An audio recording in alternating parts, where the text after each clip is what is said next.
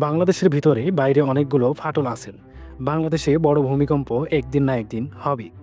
হিমালয় মুখ্য ফাটল আজ থেকে ৫.৫ কোটি বছর আগে মিলিত ভারত বার্মা পাত ইউরেশীয় পাতকে সজোরে ধাক্কা দিলে হিমালয় জেগে ওঠে। ধাক্কার পর ভারতীয় পাত ইউরেশীয় পাতের নিচ দিয়ে গতিশীল হয়। এইভাবে প্রায় ২২০০ কিলোমিটার লম্বা হিমালয় সাবডাকশন জোন গঠিত হয়। গতিশীল ভারতীয় পাতের চাপে ইউরেশীয় পাতে শক্তি জমা হয়, যা আকস্মিকভাবে মুক্ত হলে ভূমিকম্প অনুভূত হয়।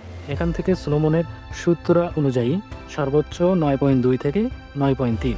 বাংলাদেশের মূল ভূখণ্ডে অবস্থিত সবচেয়ে লম্বা ফাটলটা হলো চট্টগ্রাম আরাকান ফাটল, যা বাংলাদেশের চট্টগ্রাম উপকূল ও মিয়ানমারের উপকূলে অবস্থিত।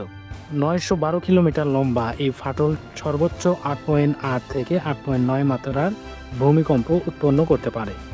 ১৭৬২ সালে এই ফাটল থেকে দেশের ইতিহাসের সবচেয়ে বড় ভূমিকম্প অনুভূত হয়েছিল। সমস্ত শক্তি ছেড়ে তখন ৮.৫ থেকে ৮.৮ মাত্রায় ভূমিকম্প উৎপন্ন হয়, যার ফলে ব্রহ্মপুত্রের গতিপথ বদলে যমুনা নদীর জন্ম হয়। এই ফাটলের অবস্থান চট্টগ্রাম বিভাগে, তাই এখান থেকে ভূমিকম্প তৈরি হলে সেখানেই ক্ষয়ক্ষতি সবচেয়ে বেশি হবে।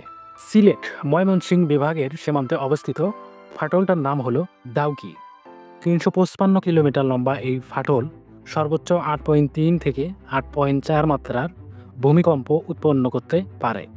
১৮৯৭ সালে এই দাউকি ফাটল এবং ভারতের ওলধাম ফাটল মিলিতভাবে ৮.২ থেকে ৮.৩ মাত্রার ভূমিকম্প তৈরি করে।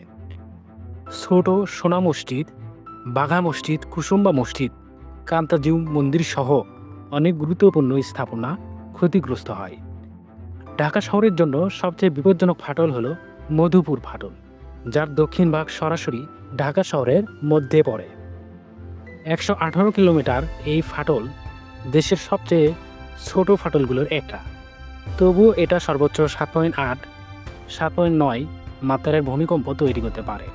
সব মিলিয়ে যেহেতু দেশের ভিতরে ও আশেপাশে বড় বড় ফাটল আছে এবং তারা যথেষ্ট বড় ভূমিকম্প তৈরি করতে পারে, তাই বাংলাদেশের যে বড় ভূমিকম্প একদিন হবে সেটা খুব স্বাভাবিক। তবে কবে হবে, কোন ফাটল থেকে হবে, কত বড় ভূমিকম্প হবে, এসব একমাত্র আল্লাহই জানেন।